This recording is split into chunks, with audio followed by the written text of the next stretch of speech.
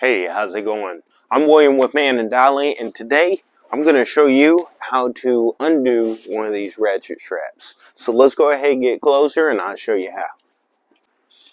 Alright, so first we want to do, so I showed you in another video this little bunny ears thing. All you do, it just keeps the strap from sliding or loosening in transit. So you just pull that, and it's as simple as that. From there, with all ratchet straps, you have this little lever here, and you just push that in, and then all you do is you extend that all the way. Then once you're there, you can get on the inside, and then just get it, and you'll hear pop.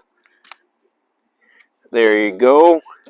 A little small pop. Sometimes, depending upon how tight it is, it will be louder. But from there, I usually go the opposite direction of the tight area.